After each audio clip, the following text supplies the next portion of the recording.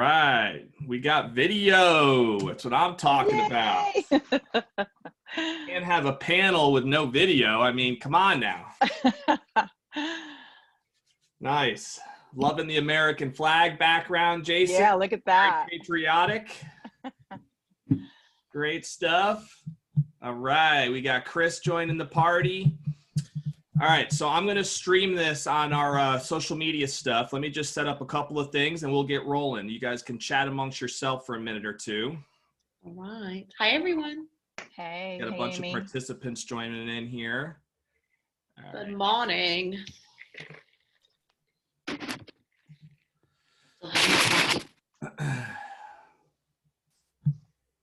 I'm going to stream this on our public page, just so you guys know.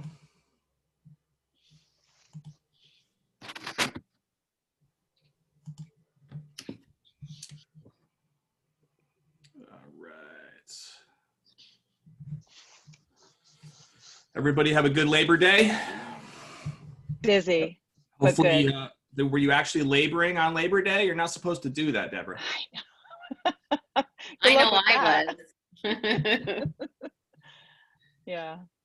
We had a couple of clients that changed their day from the day before to the actual Labor Day. So is that it right? happens. Yeah. I'm going to tag you guys in this here.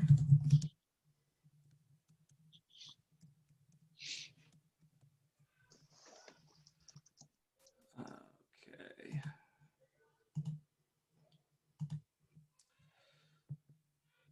All right, let's see here. Let's grab this Zoom link, throw it in the live feed. Okay.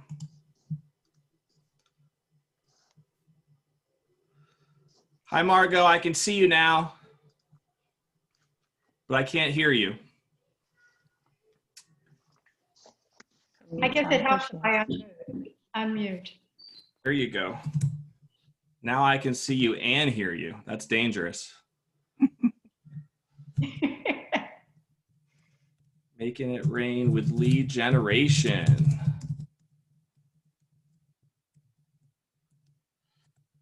One of these days we'll streamline some of this early process to make this go smoother, but I appreciate your patience. No worries. You're adjusting accordingly. It's all good. Yeah, you know, got to roll with the punches. That's just what Exactly. COVID brings. All right, I think I can tag you guys now.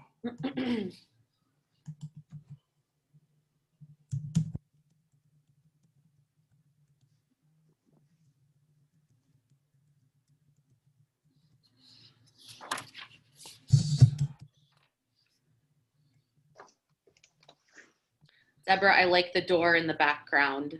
Thank you. I love those doors. It was a labor of love. You know, when we had it installed, it came in raw, and then we had to pick our stain. And it took me about 6 months to figure out which one I wanted. So, yeah, just like paint colors. I hear you. No, it looks good. Thanks.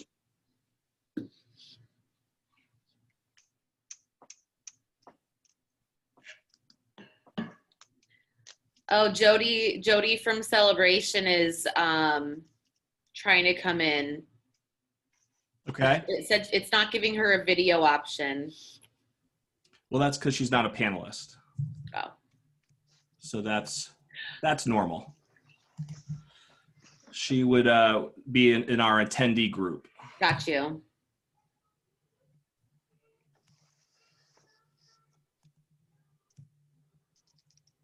All right, sorry guys, one more thing and we should be good to go.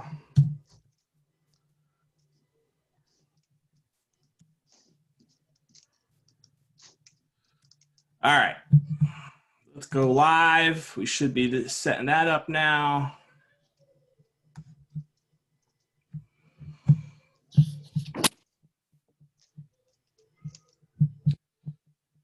Okay.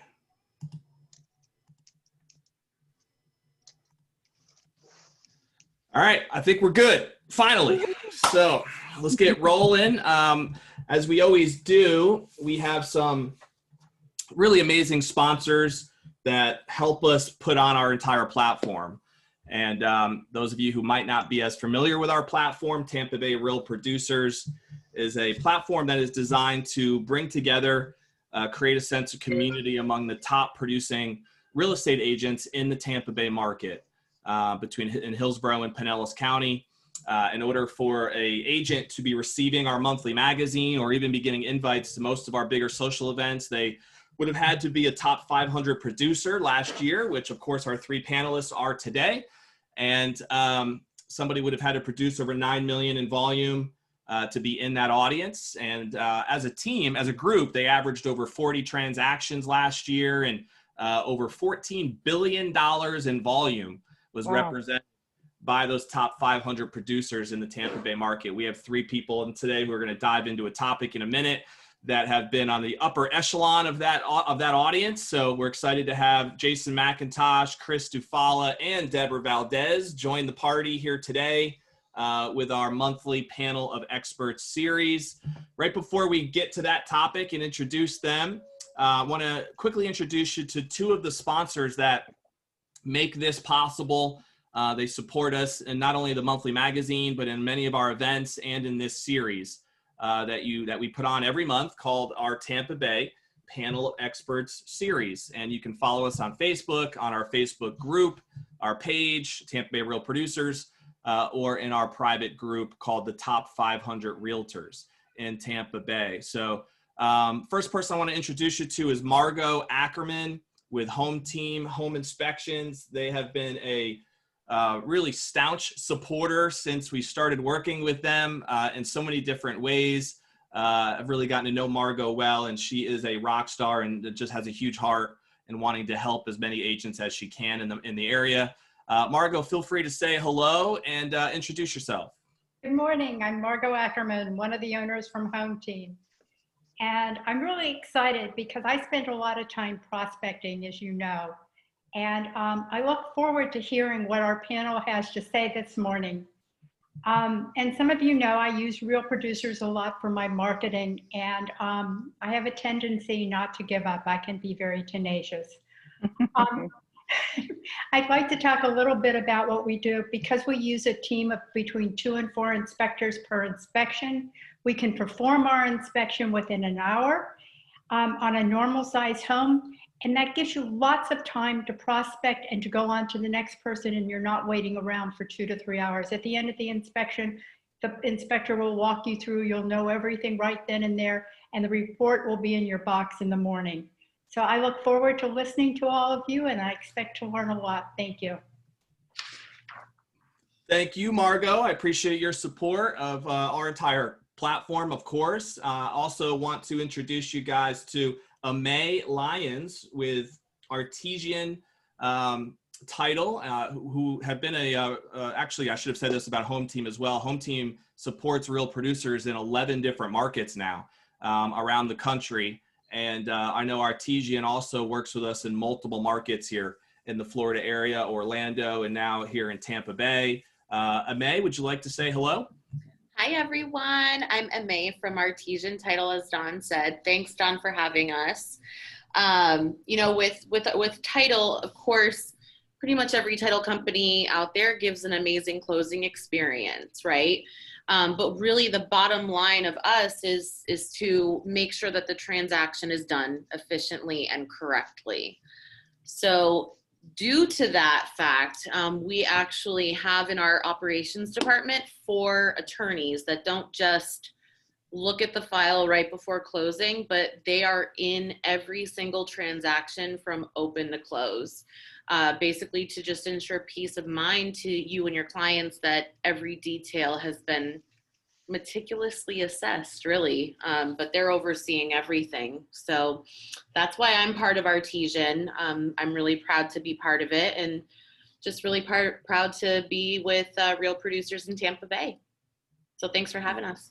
No, we're definitely appreciative of your support, and looking forward to working with you on our upcoming events as well. So this should be fun. Just so you guys are aware, October 22nd is our next event on the calendar, social event, I should say. And the plan is to have it be a masquerade party. So details are yet to come on that, but that should be a lot of fun. Hopefully we can invite you guys and your teams. All right, so Margot and Ame, I'm going to make you guys an attendee. Okay.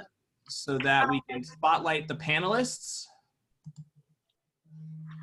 All right, you should still be good to hear us and everything should be good. Okay. All right, guys. So let me just take a minute before we dive in to introduce the three panelists that we have, and then we'll dive into our topic. Let me introduce you to Chris Dufala. We featured Chris and his beautiful wife, Nicole. I guess that was about a year ago now. It's crazy how fast time flies. I guess we're due for another feature with you guys here coming up, and in maybe a different section. Chris is the broker and owner of Lock and Key Realty. They really specialize in Palm Harbor is where your brokerage is located, right, Chris? Yep. Palm Harbor area.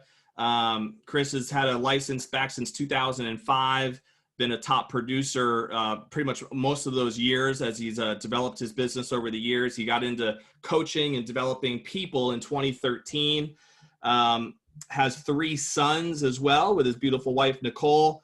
And obviously what we looked for in people that were on this panel were people that have some sort of a knack for generating leads, obviously, and creative approaches to do so.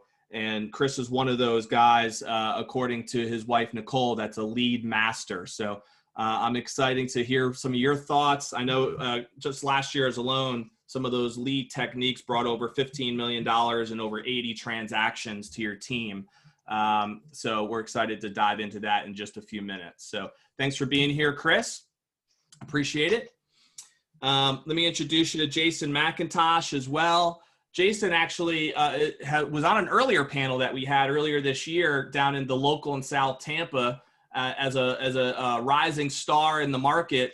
And he's really staked a claim for his team and himself in a pretty short period of time. I'll let Jason tell his backstory in just a second, but over 150 transactions last year.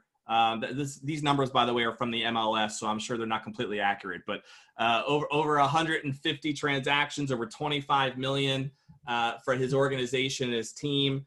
That was back, by the way, when we that was from 2019 numbers. So I know that they have some huge spikes this year in 2020 already. Jason's background, interesting enough, was in the auto industry as a top salesperson for Chrysler, selling over 400 cars a year, becoming a general manager, running numerous auto dealerships, and then eventually became a national sales trainer and a master recruiter for the brand, which obviously speaks to how he's been able to build his team as quickly as he has on real estate on this side. I remember even back in our initial interview, lead generation was one of those topics that Jason was passionate about from the get-go. And so I'm excited to hear some of your insights, Jason, in a few minutes. And thanks for being here today, man. You're muted, by the way, on your end, just so you know. I don't want you to miss out on any good stuff. Thank you. Yeah, no worry. And Debra Valdes, excited to have you. I just got to meet Debra not that long ago through DJ Rondu, one of our sponsors actually with Bay to Bay Lending. And Debra has built a great brand as well with her husband, Greg. Greg actually is a full-time fireman. Is that still correct? Yes, he is. Very cool. Debra lives in the Valrico, Tampa area. She moved here from Rhode Island back in 1998. Her background was as a corporate trainer and has 3 children, does a ton of volunteering work throughout the local community area there in the Valrico area. Has been a top producing agent now for about 6 years running. A mother of 3, grandmother. Can't believe you're a grandmother, Debra, but grandmother of a gorgeous 5-year-old girl, and also has 3 Yorkies, and over 50 transactions last year through her lead generation tactics. Over $13 million that she got going with her team. So excited to have all 3 of you guys here. And what we normally do to get started is allow you, because there are people that listen in on our live stream on Facebook and that are joining us right now as attendees that really don't know necessarily your story or your path as to how you got to where you are today. So right before we dive into the lead generation meat and the topic of what we're all here today for, I like to just give you an opportunity to do a very quick little story of your career, because there are some new people watching us that are just brand new and trying to learn from people like you guys. There are veterans that are joining us that have been around for a while and maybe their business has plateaued a little bit. And so there's always little nuggets that people can take from someone else's journey that can be inspirational and can help them see the vision of what's next in your business. So we're going to start there with each of you just sharing a brief summary of your career over the years and what you think were the key things that got you, to where you are here today. So why don't we start with Chris, then we'll go Debra, and then we'll go to Jason. Thank you. Appreciate it. And nice vote, by the way. So I got into the business to help my pregnant wife. She was pregnant with our third kid in 2005. She was appraising full time. So I actually got in as an appraiser at first. Helped her with that, and then that abruptly hit a wall in about 2007, early 2008, as we all know. I had an IT business for several years, and then I got into sales full time in 2013. So that's a little bit of a winding road, and we're definitely a family business, mom and pop, and my son is just sitting for the state exam too. He just turned 20, so we'll be passing the torch to him, hopefully. Nice little family run. So Lock and Key was founded in what year, Chris? January of last year, January of 19. Okay. And it was KW prior to that, right? You were with KW? Yep. My wife started with Remax, but I had been with KW since 2013, as was she. Awesome. That's a whole different panel as to like going on your own and building your brokerage. I'm sure there's a whole bunch we can talk about there, but that's not the main objective of this panel. So thanks for being here, Chris. Debra, let's go to you. I actually started, my husband and I, he thought that I was working too many late hours at Progressive Insurance, that's where I was a corporate trainer. And then we started doing nighttime training and it really kept me out of the home until almost midnight sometimes. And he felt that I was stunted there. I had been there 13 years and he felt that I was not using my abilities that I could in helping people. And so he had recommended, because he had gone to real estate school before with a friend, and he had recommended that we do it. Excited, we did it part-time. I joined Remax. I was recruited. I actually lived in Fishhawk at the time, and I was recruited by a broker there, but there was really no support. So I kind of just stayed stagnant until I ran into a friend who was a realtor at McBride, Kelly and Associates. He introduced us, and the day I left that office, I left there with 2 leads and I closed both of them. So it was really exciting for me to see what a true support can be versus kind of just being thrown to the wolves and saying, figure it out yourself. So I think I partnered with the right brokerage.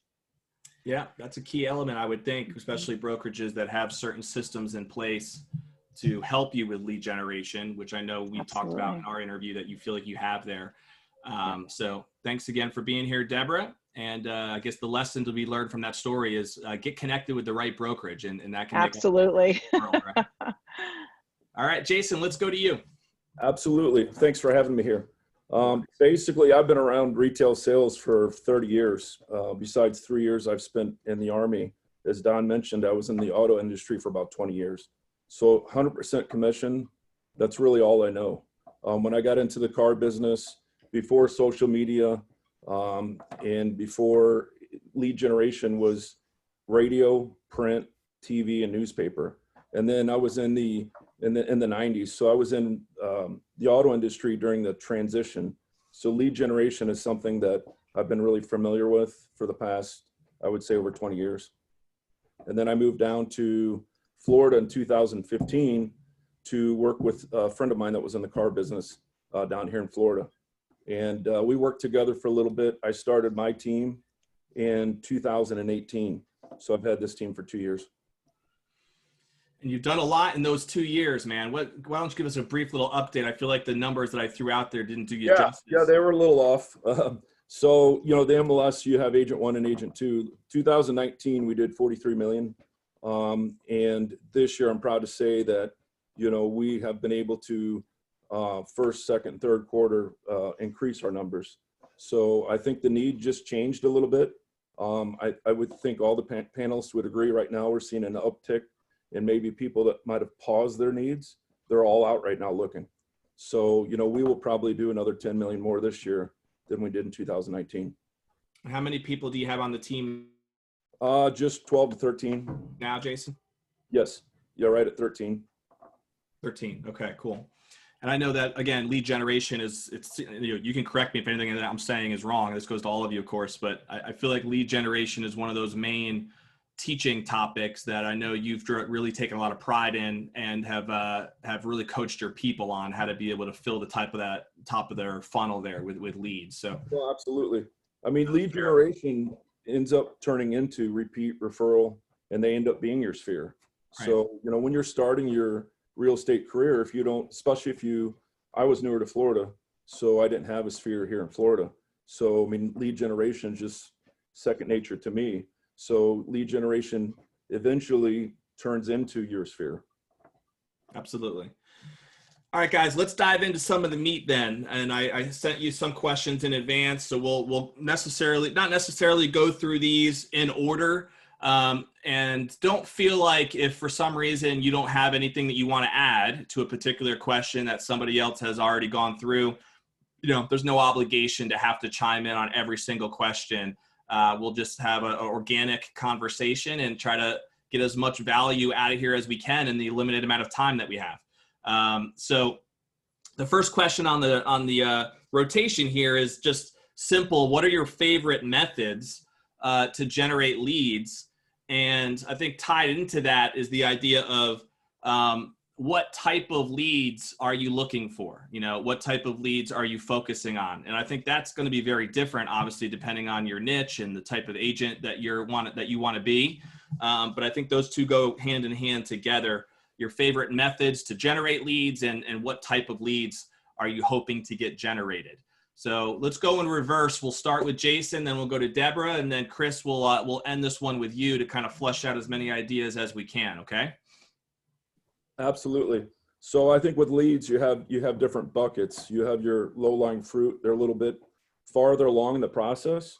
So when you encounter this lead, they're really your lead to lose because they're ready to go out and find a home and put a contract. And then you do have leads that are a little bit further along down in the pipeline. So with any type of lead generation, it's very important, especially if you have distribution. People and process is very important. I wouldn't recommend spending any money on lead generation if you don't have the right people and the right process in place. It really truly is all about systems.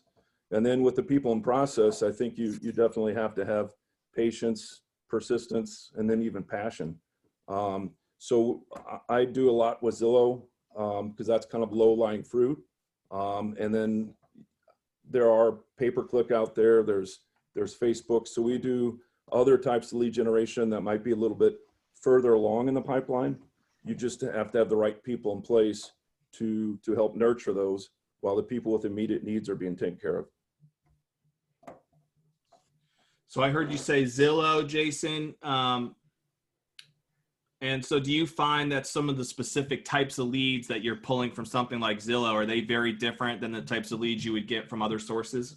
Absolutely. The more expensive the lead, the further along in the process they are. You know, lead generation is a numbers game. You know, no one's closing 100%. Matter of fact, you're probably losing more than you're closing. So if you look at it from a standpoint of, you know, if you have $100K per year spend on lead generation and you have a 3x return on your money, at the end of the day, that's not a very good return if you have overhead. So, you know, as you start to put the people and processes in place and try to raise your conversions up towards closer to 6 to 10%, you know, that's really the direction you want to go. So when you're looking at ROI, it really is the process and the people you have in place. Got it. Thank you. Debra, let's go to you. For me, it's a little bit different. I do some of the things that Jason does as well. I definitely have a secured zip code on Zillow that I focus on and have since I left my corporate job, because a lot of the people that I trained there took me into a specific location. So that's where I started my career, more so of a buyer's agent, focusing on trying to generate leads through the buying mode, and definitely utilize Zillow to its max capacity. But in addition, I think that my route, having a broker who supplemented, and that's something that I think is really important, is that, especially because I started a team. So, but the numbers that I do are not, they're just my numbers. My team gets their own thing. And right now they're just kind of up and running. But the numbers, the leads that we get from the office, I think it's really important for people to know that that's just a supplement, and you need to give back to the brokerage, or you need to give back to your own source to create that sphere that Jason mentioned, because those are the ones that become, you know, almost, you don't have to really do a lot of management with them. Maybe every once in a while, send them a card, you know, reach out to them and just say, hey, how are things going? Remember their birthday, send them something to let them know you're thinking about them. But more so, if you're farming in a specific area, stop by, leave them a pumpkin on Halloween, something simple. But more so of, I feel like if you're partnered with the right brokerage and you identify what works for you, I tell people you need to interview the broker. They're not interviewing you. What are they going to do for you to make your career progress and blossom into something you want it to be? I utilize Facebook the most. I at first was friending a lot of realtors, and I think I learned from some of those realtors how to advertise myself, and I chose to mimic some of their skills that they had, and added, like, I have a theory of friend to friend. At least once a week, go in and find a friend on your page, and go in and look at one of their friends. And if they don't have a realtor that's a friend, add them as a friend. If they accept you, great. Now you've just added another audience member to your crew of people that you can actually, you know, lead generate to. So I in addition to Zillow, I focus more on, I did have Nextdoor for a little while. I do think it's a great app to, if the budget stays tame, you know, some of the budgets on them are a little more excessive than they actually give you returns. So I did back out of that. But I feel like Facebook is my most lead generating source, because I run contests. I do school giveaways, like the school supply. I have a teacher. I created a Facebook banner that's a profile picture that they keep on their page and on their profile for a week. And if they do, they get entered into a drawing. So it's free advertising. So there's a lot of things that I do on Facebook, and I find that that's been my best return. And I've gone from really more of lead generating into making it more of a hanging on to those people and having them tell their friends about us. So that's kind of where it's going for me. I utilize Facebook quite a bit. And it doesn't cost a lot. It's the least expensive, in my opinion, it's free for some of it. You can't, you know, I tell my crew, my team, 3 times a day, something personal, something related to the industry, and then something that you're doing, or even something that's going on in your area. Touch people 3 times a day. And, you know, that, you know, after 7 times, people remember you.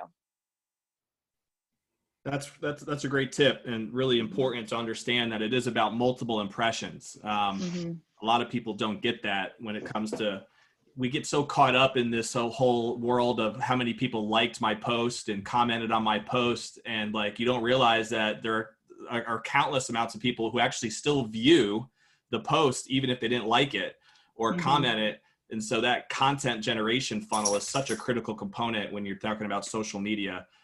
Do you have success, Debra, in other social media platforms other than Facebook, or is Facebook your main focus? It's my main focus. I do utilize Instagram more so for, I have a builder that I work with. So I've created pages for that builder. And, you know, we're on our 5th one together. So I kind of create their own page, and I utilize it that way. But I feel like my targeted audience is more toward Facebook than it is Instagram.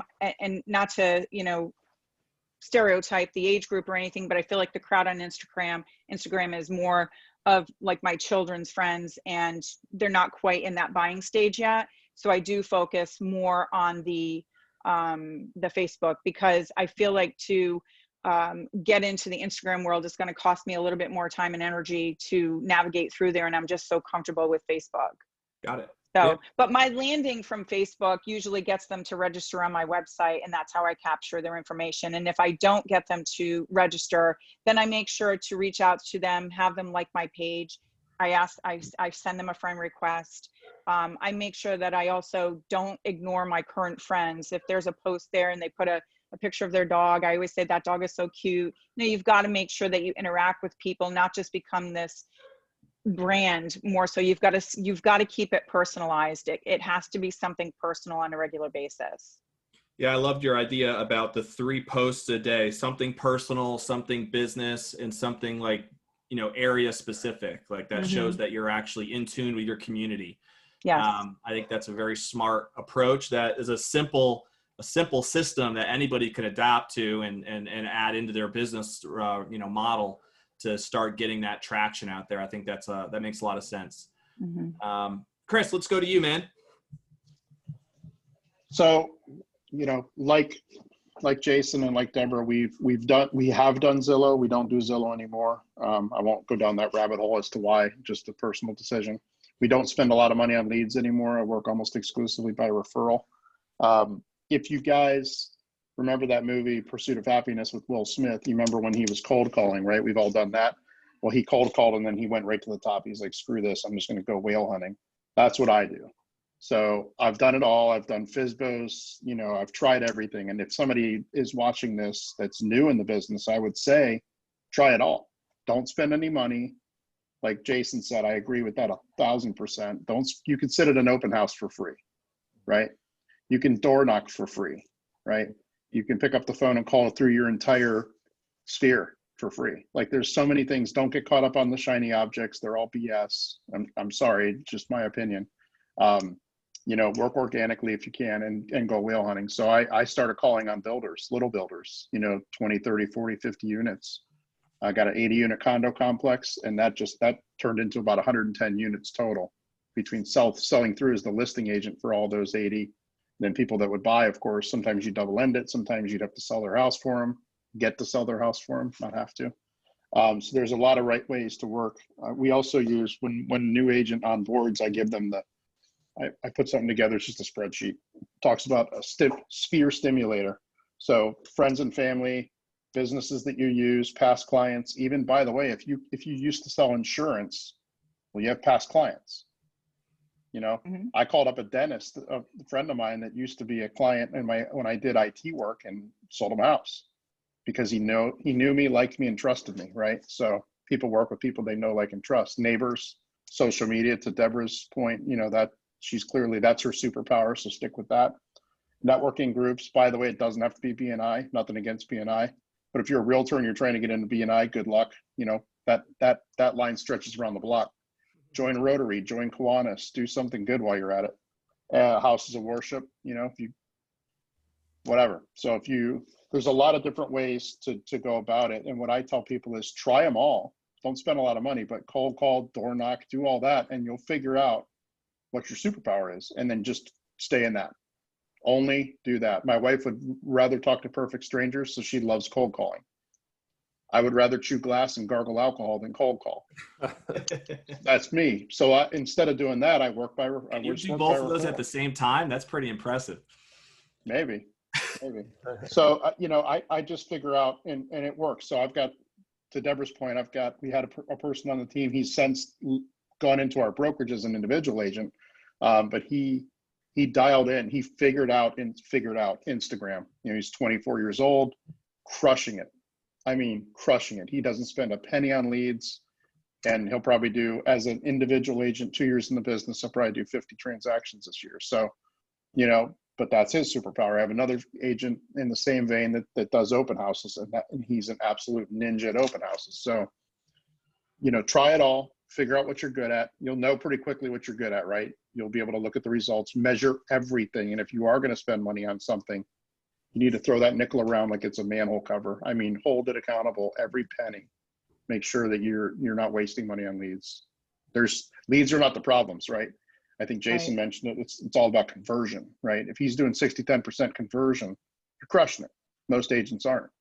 The other thing I will tell you, the last thing I'll say is, you know, when I first got into the business in 2013, there was about 1 lead for every home that sold. Now there's about 60, because, you know, Zillow and all these groups have gotten in the business of selling leads. Well, Realtor.com, you know, you're a member of NAR, you pay your dues to be a member of NAR, and then they get you by trying to sell you leads through Realtor.com.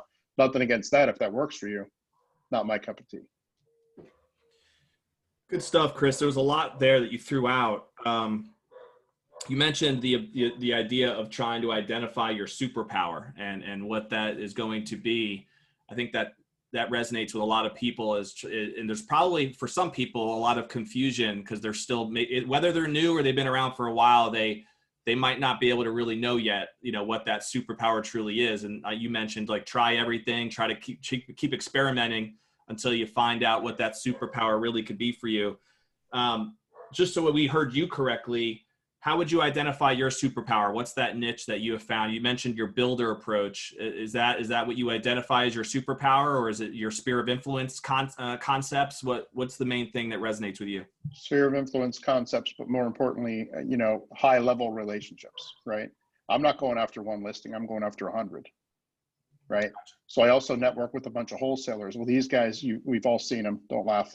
You know, I won't throw names out, but, you know, they 50 cents on the dollar. That's great. You know, well, what do they do if somebody says no, but I'll sell my house for 100 cents on the dollar, you know, not 50 cents on the dollar. They discard it. Well, yep. I'm the guy there with the safety net. You know, I'm going, no, give me those leads, and if you're licensed, I'll pay your referral fee. Yep. Oh, really? Well, yeah.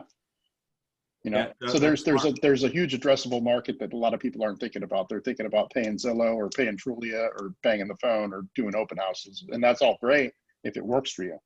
I just prefer, I don't want to do onesie twosies. I like to go after multiples.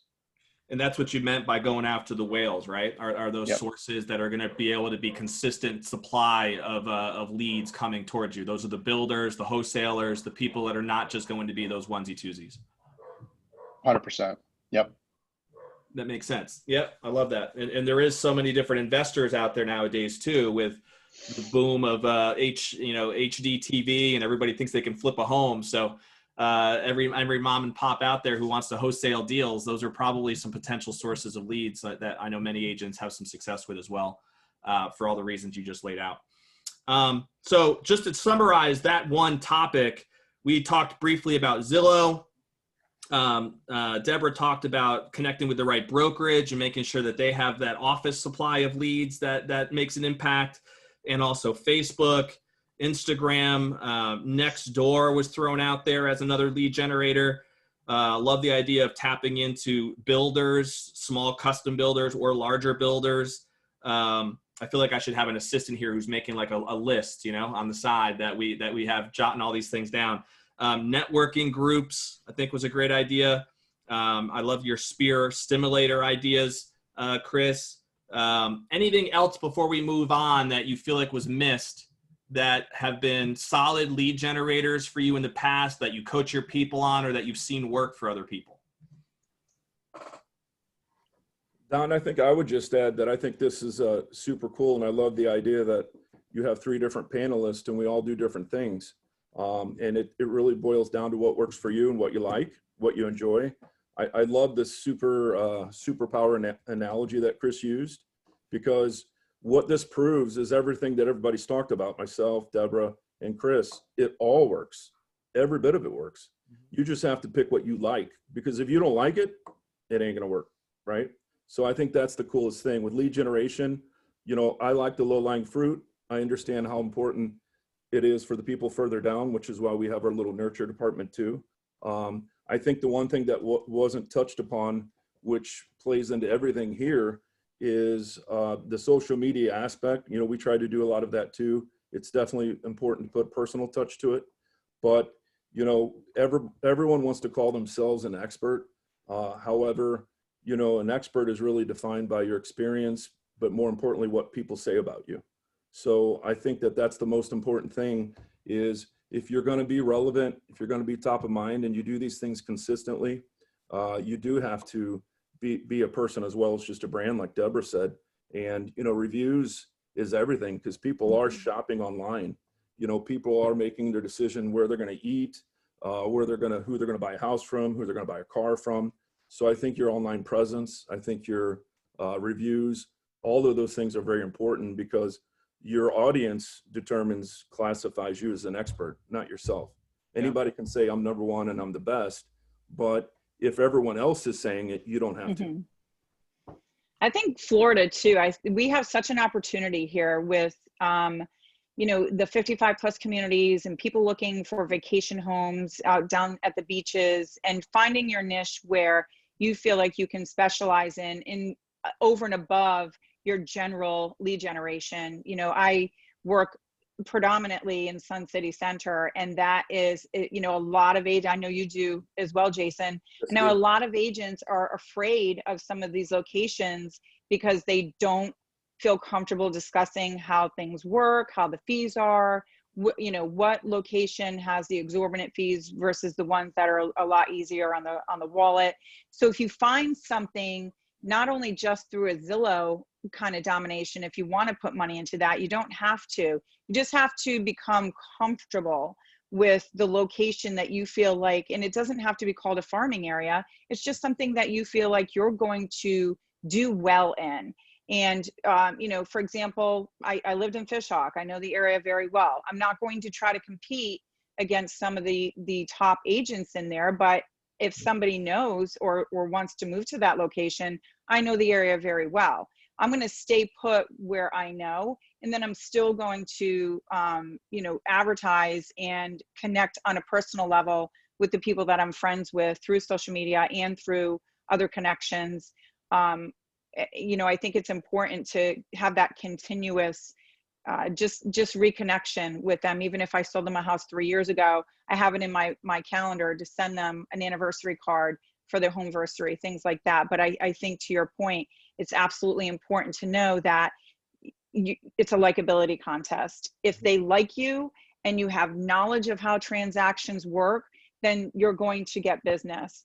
I think my numbers are probably closer for personally, because not all of them are in MLS. I think I'm closer to 75 plus a year. And I do overwork myself. I don't have a transaction coordinator. I do all my own contracts. I do everything myself, and I need to learn how to take a step back. And I'm actually turning in a different direction now, where I'm focusing more on listings and capturing the resale, like Chris and Jason spoke about. You know, the clients that we already have in our sphere that are going to now be our repeat clients, and then trying to disperse more to my team and give them, you know, some extra leads that they wouldn't normally get over and above that they get now with being with the brokerage. So I think to Jason's point, you're absolutely right. You just need to make sure that you're good at what you do. You focus on something that you feel very confident in, and it's okay to not know everything. Just have an answer to say, you know what, good question. Nobody's ever asked me that. Let's find out. And that's where you just got to be able to speak on your toes and you know, focus on where you feel most confident. And we have a panel for you there, Deborah, on building your staff. So you can check that out whenever you, there you go. whenever you want. I'll be there. So I think it was Jason that brought up earlier with lead generation, the idea of like the warm lead versus like the nurturing lead, right? And having the distinct difference there. There's a theory in marketing that I've learned about years ago. I forget what it was, the person who created this, but it was called like how no matter what business you're in, everybody is on an A to Z purchasing scale, right? Where, you know, the Z lead is that hot lead that, you know, is ready to buy yesterday. And the A lead is this person who literally just bought a home yesterday and you're the farthest thing on their mind, right? At this point. So of course, most of society is somewhere in between. And over time, if we have nurturing campaigns, we are moving them along the purchasing scale, is the idea of that. What I find fascinating, though, are people's different marketing approaches to how you heard Jason mention that he likes to try to target those people that are on the Z side of the scale, that are actively searching, actively looking. And a lot of Chris's stuff that he brought up as far as sphere of influence, tapping into relationships, that's really going to be reaching a lot of people that are in other parts of the scale, but over time are going to become Z leads because you now have that relationship. with them. Jason, you've talked to me one time, and then we'll move on, about your focus on Google and how you do a lot with creating SEO and ad campaigns that way, which is obviously Google is really all about the Z lead, right? Finding the hot lead who's actively looking for you at that moment, and wants to buy yesterday. Can you elaborate on that at all? Like what you guys generally do with Google and why that's been such an effective approach for you guys? Yeah, I mean, I think what happens is no one really wants to spend money on lead generation. I just happen to start my career that way. So I think eventually it will turn into more organic, where you can maybe pull the reins back a little bit. So I think the organic is the more SEO that you have. And SEO is a whole different animal, and it takes someone a lot smarter than me to really figure it out. So I just pay the experts to do it. But SEO is, you have to be top of mind. I mean, if people are looking for a community like Fishhawk, like Debra mentioned, or 55 plus, or waterfront, or golf, it's being that local expert, you know, or putting yourself in a position where you're ranking and you're showing up. The pay-per-click, the Google, so that's a mixture. You do have some people that, you know, are in the very beginning stages, or they're just curious. I mean, they could be 4 to 6 months out. So you really have to be very patient with those people. So, you know, I do a combination of everything. I think I use Google more so for the relevance, the top of mind, and, you know, just the searchability, I think. Although we do Google with the pay-per-click, it's a little further down in the pipeline. Mm-hmm. Cool. I use it too. I have what I do is I went in, and I'm sure this is what Jason's team is doing, is I went in and I purchased some domains that were relative to the locations that I was trying to capture, like Sun City Center Homes for sale. And then I went in and I created Google Ads. And so when somebody, you know, keys in Sun City Center Homes, I'm kind of at the top and they land on my page. Something else that I do too is on my website, instead of just having a search that they do on their own, is I also create links through MLS that if they are looking for, say, Carrollwood Homes for sale, I have a listing, a drop-down search for that, and I take that search and I put it in a Google ad if I'm trying to target those areas. And so when they do click on it, they not only land on my page, but they see every listing that they would get through MLS as well. So it's not it almost gives them the impression at first that, wow, she's got a ton of listings. But nonetheless, it's a way for me to be able to capture them, because then they're putting their information in, because they're caught up in it. They're looking at homes, and after the first one, they have to register. So, and if they don't, I still get their information to some extent, and can still find them and most likely find them and reach out to them. So it is a great way to do it. I'm not quite to the level that Jason is at, to the point where I am, you know, having another source handle that for me, but it's definitely something that I've considered, because I feel like moving away from inputting, you know, we spend thousands of dollars on Zillow. At this point, all of the leads that I'm getting right now are my repeat clients. They're not really coming from Zillow. If I looked at my Zillow return ratio right now, I think I'm a negative 1.2 or something like that. It's not really, you know, nobody's coming to Florida that I'm focusing in the 55 plus. All those folks are staying home, not leaving their house. So, you know, it's, if you leave the market as Zillow, it's hard to get back into that zip code that you wanted. So, you know, sometimes you're spending money just because, like Jason said, and Chris was saying, it's for future. But, you know, at some point you need to try to find other avenues if it's just not working out. So we're holding tight for now, but I'm definitely looking into the other opportunities to have somebody do the SEO for us as well. Yeah, I mean, great stuff. I think Chris mentioned earlier, you know, the idea of not spending anything on lead generation at first if needed, and just using all the organic methods as possible to figure out what's going to work best for you. And I think that makes a lot of sense. There's different philosophies out there about, are you somebody who prefers like just, you know, reach broad spectrum where you're trying to do as many things as possible and reach as many people as possible, and even potentially serve as many areas geographically as possible. There are some agents who have built their business that way. And then there are others where they're very targeted on, like, you know, a targeted geographic area, a niche type zone. or even just one method that has worked better, for them. Do you guys have an opinion on one or the other that you feel like is more effective, or that, works better, that master of one approach versus the multiple sources approach? We'll start with Chris. For Go ahead, me, Jason. it's one of those things that we really haven't talked about this too much, but I figured out about a year ago that's more about your people, your process, and your infrastructure. So what I did was just, I created an infrastructure based upon, your experience and knowledge. And, on my team, we have like 3 different departments. We have the listing side, we have our ISA department, inside sales agent. That's more of the nurturing. And then we have our purchase side. So we do a lot of lead generation. So with the lead generation, I have lead buyers agents and I have showing agents. So, I'm a team leader, so I run the team, but I have people run each department. So this way you're not spread so thin and you're able to be more efficient, because we started the team with more of a 70-30 or even an 80-20 on 80% being purchase and maybe 20% being listing. So, we've put ourselves in a position by creating an infrastructure where everyone's focusing on their task at hand, and then learning as they go.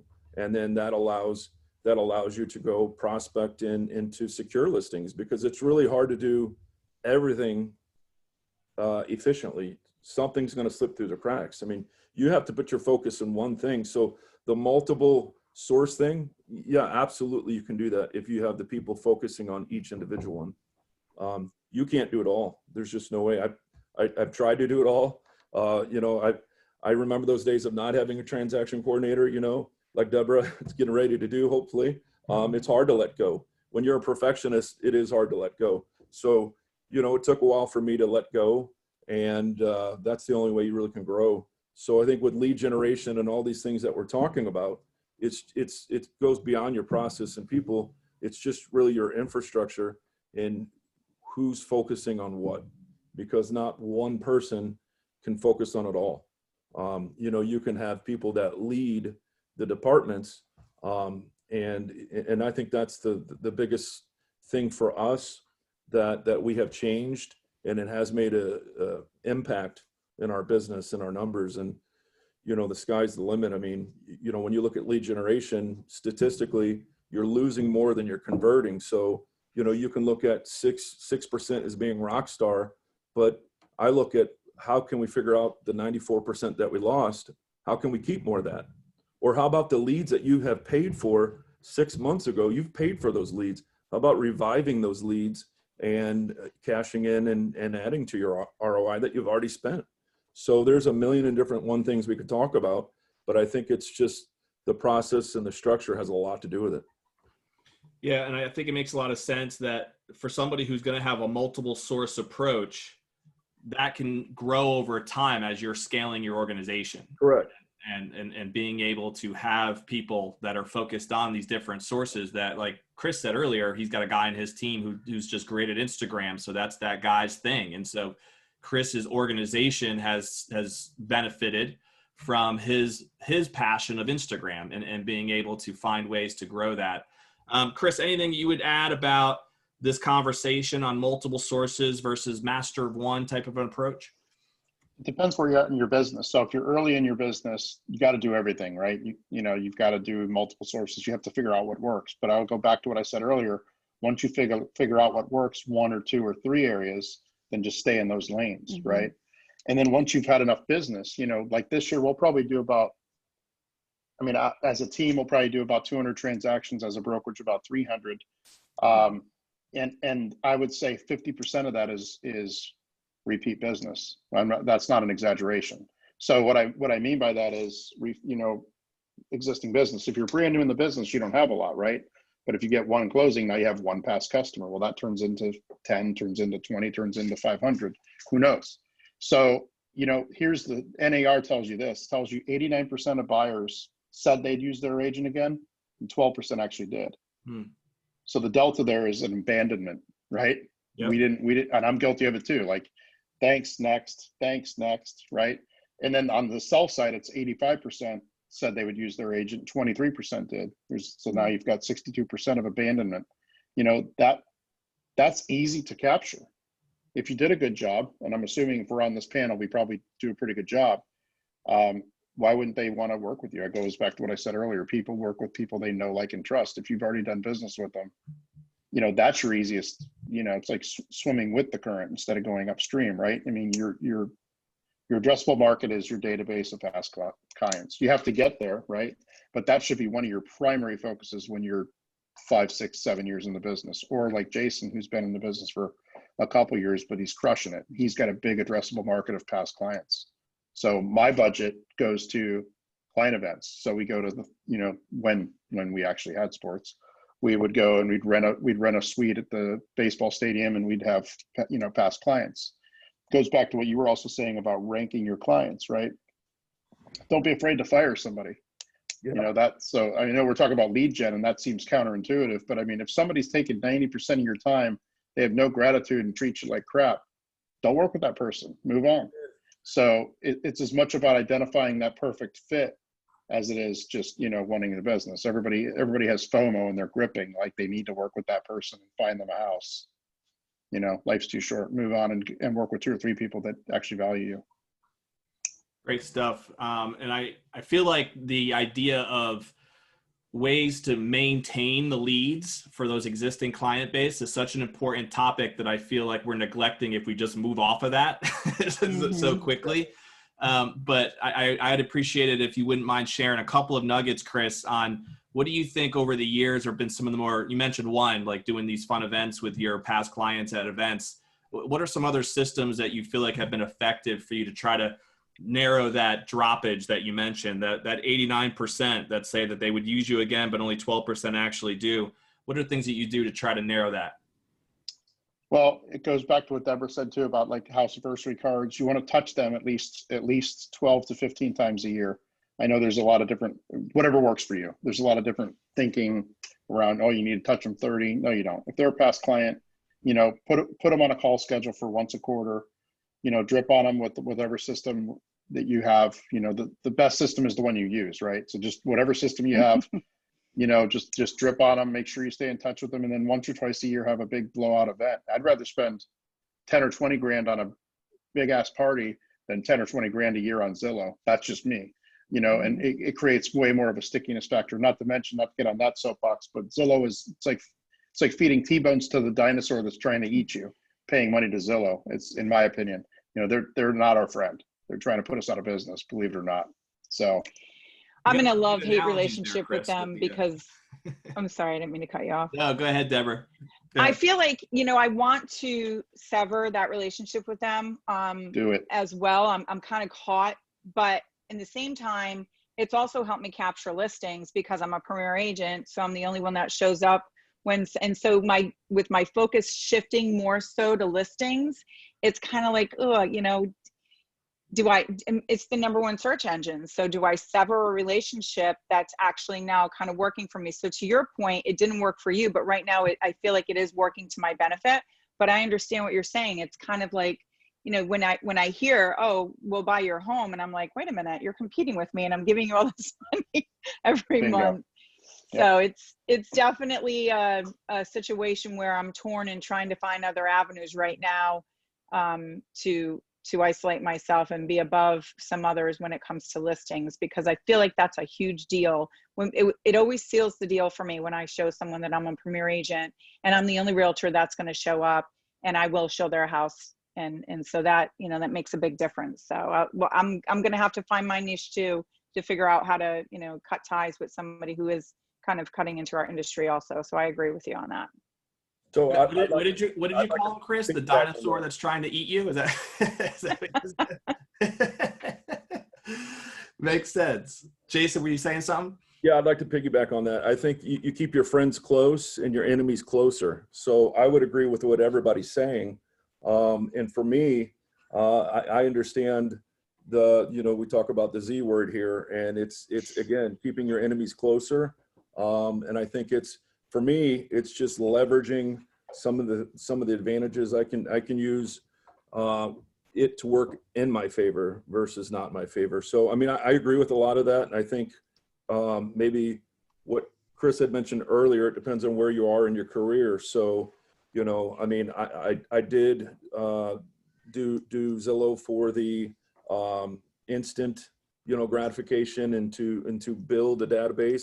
And I think that the important thing is, as you're in business year over year over year, the secret sauce is keeping in contact with those people and the repeat referral. You know, I spent 20 years in the car business where I started out as a salesperson, and, you know, at my peak, I was doing over 40 cars a month.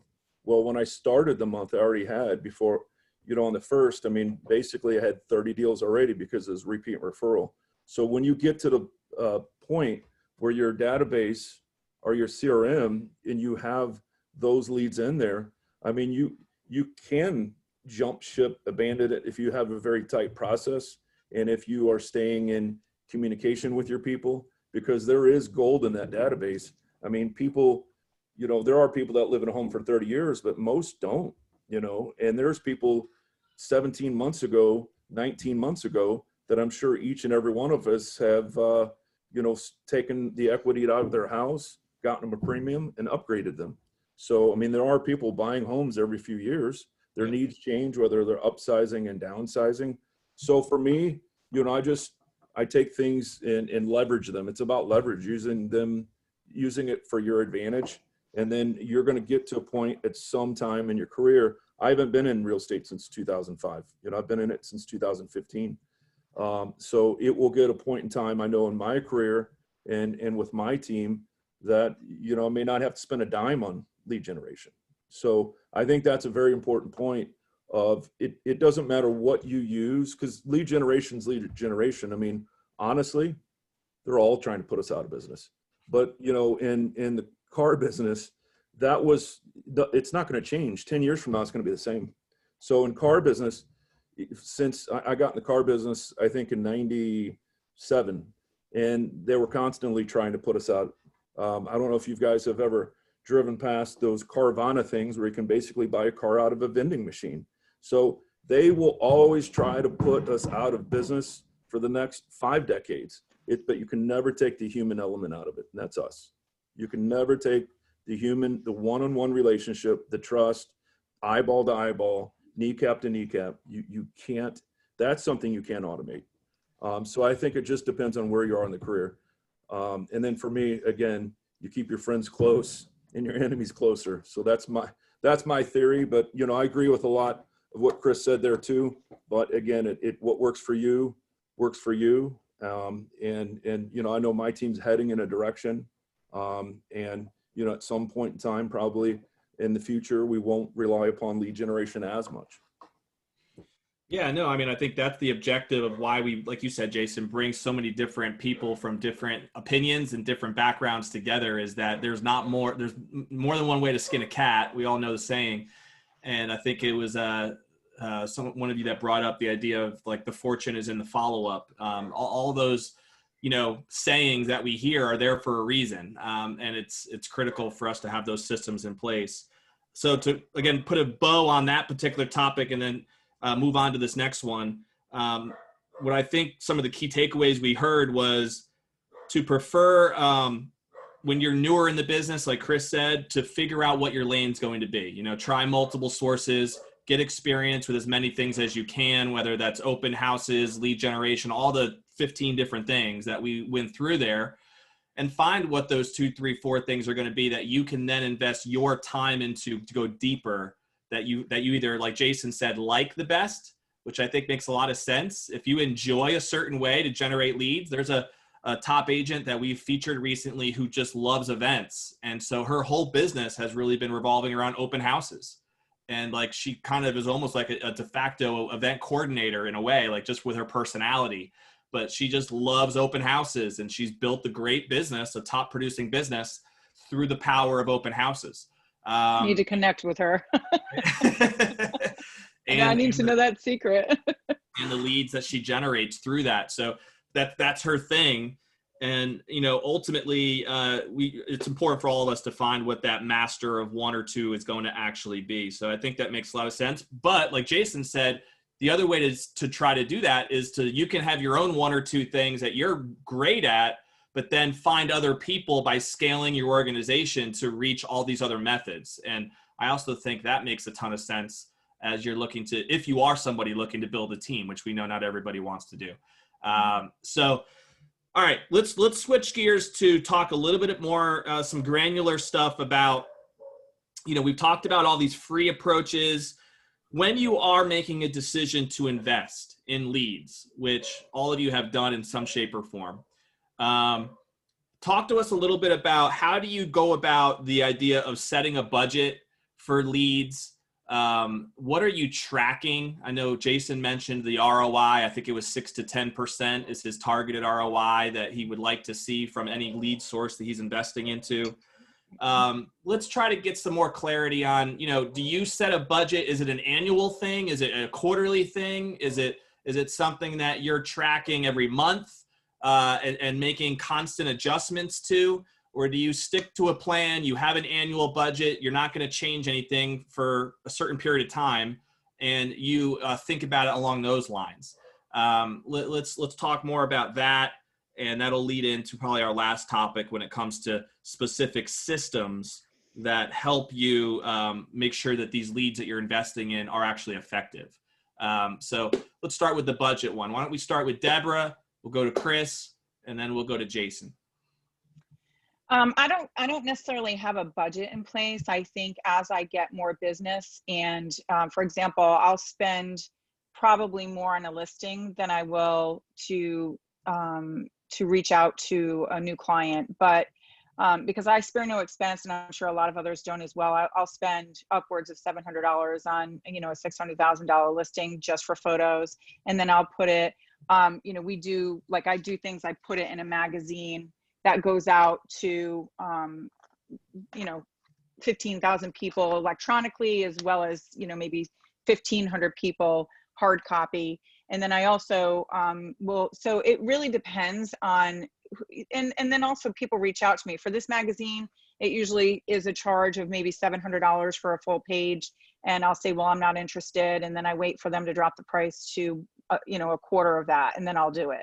And the reason why I feel like that's so important is not only because I probably by the time the magazine gets issued, it's going to be sold, but it then is something that I use as a listing tool when I go to my listing to say, we also do things like this. So I don't necessarily have a budget in mind when I'm doing my Thursday night through Sunday night Facebook sponsored ads, maybe for an open house or for a new listing that I have.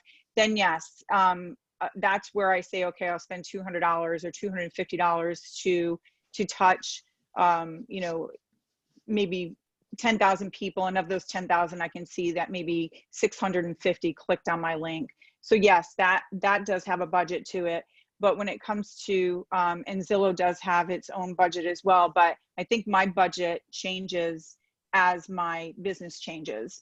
So for buyers, mine's free. Social media, don't really have to do much. I might run a sponsored ad for $100 from Friday to Sunday when most people are on social media, and then maybe $500 a month is advertised for that.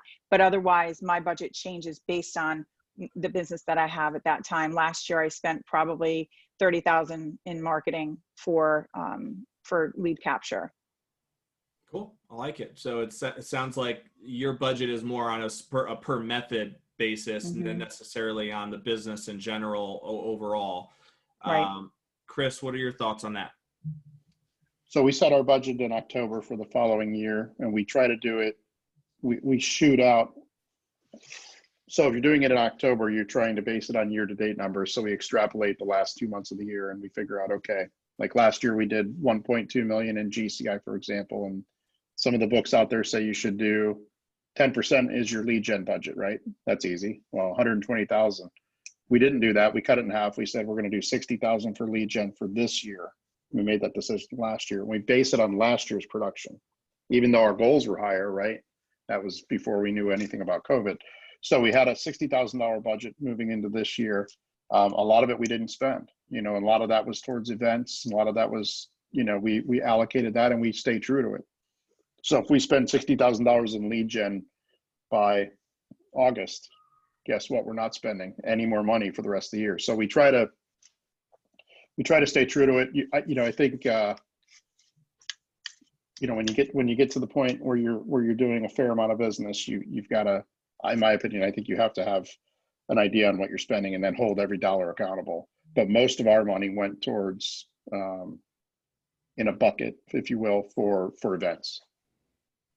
Very cool. So yeah, your approach is, you have basically, what I'm hearing is a hard budget each year, and you might change what you'll invest in to allocate that budget. But, depending on if it's August and that budget's spent, then that's it, right? The budget's spent. You're not changing that throughout the rest of that year. You're setting a new budget for the following year. Is that an accurate summation?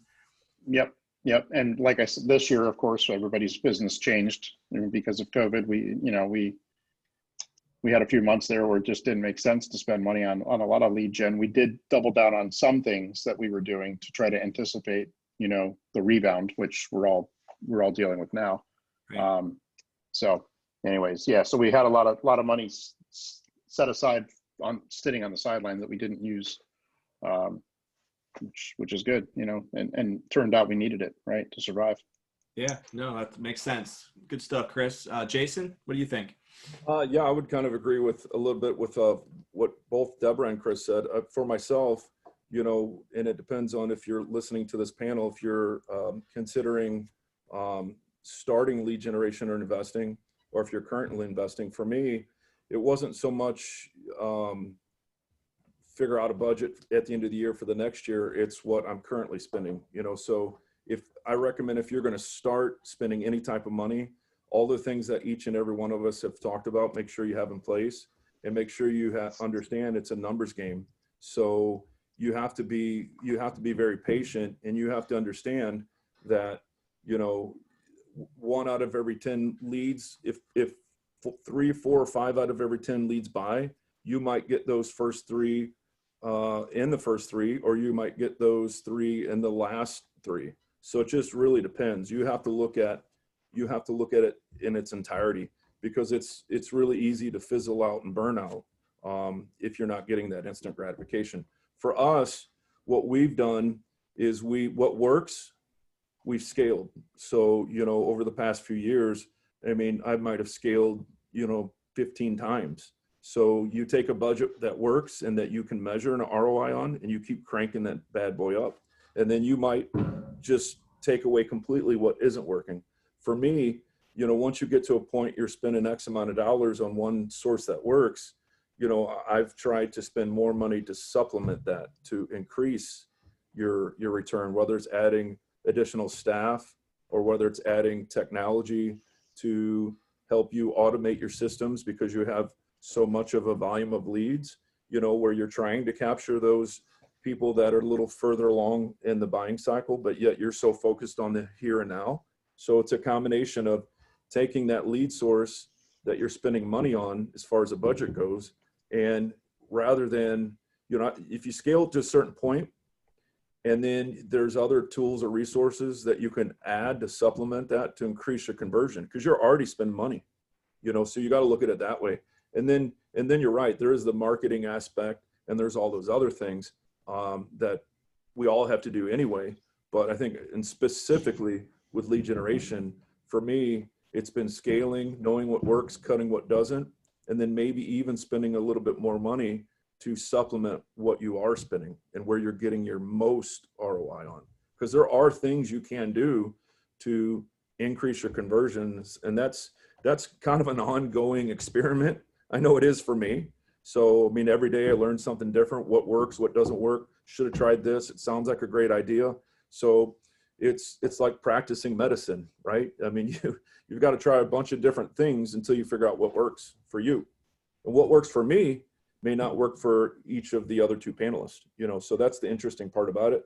For me, that's the fascinating part about it, because, I do take some time to kind of do a deep dive and kind of learn other people's infrastructures, what they do that works, and you can take bits and pieces and you can customize it, put your own stamp on it. I think that's very important. Yeah, it's fascinating in a way, all three of you have a different approach to how you think about your budgets and how you try to create. We all want to see a return on whatever we're choosing to invest in. And so that kind of leads into this last question that we'll spend a few minutes on. You know, from a standpoint of having a fixed annual budget, like Chris talked about, and knowing what going in, like what's going to be, where that's going to be invested, and being able to maybe reallocate into certain things that are working, to Jason's conversation, which really doesn't sound like, and again, correct me if I'm wrong, that there was any sort of fixed budget. It was more about just investing continually in what's working.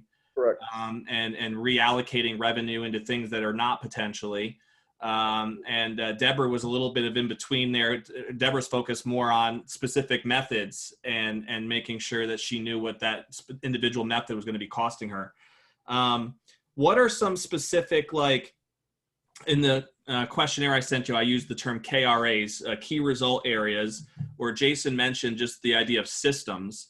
So what are some specific systems or indicators that you've had in place that help you determine the effectiveness of the different lead sources that you're bringing on? I mean, are these specific, you know, CRMs, websites, certain hacks, favorite apps even that kind of help track all of that for you?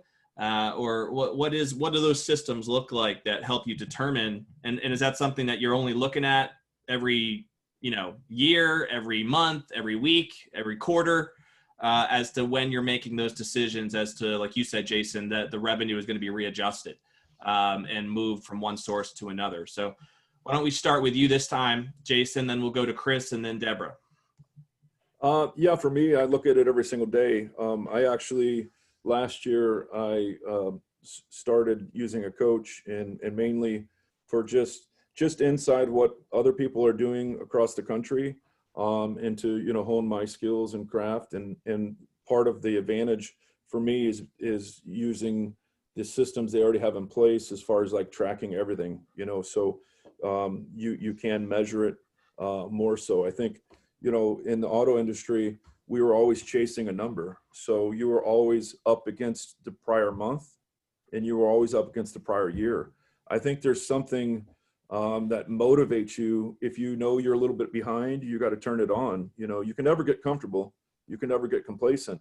But I think measuring where you were just a month ago or, you know, this time last year, I think it's crucial because it puts a little pep in your step if you are, you know, pacing where you have an increase and you ride that momentum. And I think we have to be aware of those statistics and those numbers. And that goes along with tracking your ROI so you can see what works, what doesn't work.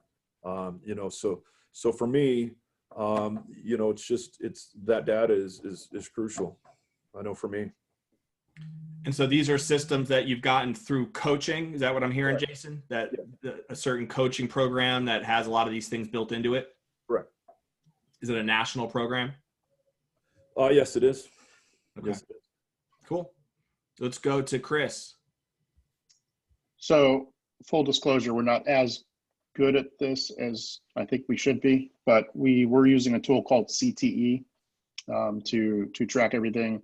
It's a good tool, but it's like, you know, Excel online and it's slow and I'm impatient. So we scrapped it. And now we're doing it the old fashioned way, just some spreadsheets internally.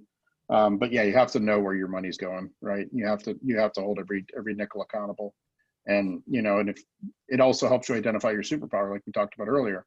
You know, if 90% of your business is coming from sphere of influence, well, then spend 90% of your time in that. So yeah, we track it, not as good as, I mean, I'd be lying to you if I told you we were meticulous at it, but we do look at it almost daily and we review it as a leadership team every week. That was going to be part of that question too, is that something that is, you know, everybody in the organization is aware of and you guys have open discussion with the entire team about that? Or is it something that's more of just for your eyes and as the leader of the organization, you're making decisions based on that information? Yeah, we review it. We review it as a leadership team once a week, and then we talk about it at our team meeting every single week. Where we have a production, where'd that come from? How did it go? You know, and that also allows the team members to hear what's working, right? Yeah. So if Sue sold something that, you know, from somebody she met at an open house and then picked up a listing, she could talk about strategies and hurdles and things like that. So it's an opportunity to learn. Yeah, no, that makes a lot of sense. CTE, it's called. Is that like a CRM system, Chris?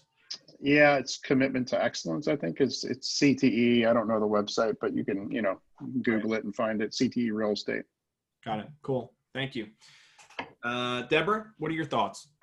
It's a little bit different. My broker provides us Follow-Up Boss. And so all the numbers are, I look at them quarterly, but it's more something that he instills in us as well, because the majority of the leads, I don't take any office leads anymore. They go to anybody on my team. So I know they run the numbers there, but we do input our leads into the system. So I look at it quarterly.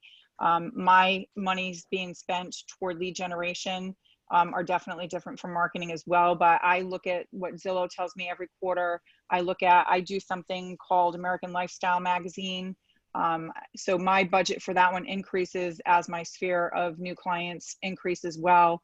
So, some of the return is not going to be to generate the new lead, but more so to maintain the lead that we have. But I look at it quarterly to make sure that any monies that I'm spending, I'm getting new leads through my website, because the majority of the money that I put out of pocket, other than Zillow, is through Facebook. And it's to get people to land on and register my page so I can see that, as well as some of the Google ads too.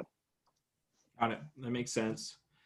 Is the idea of, I think it was Jason that mentioned 6 to 10% as kind of a indicator that he uses from an ROI standpoint.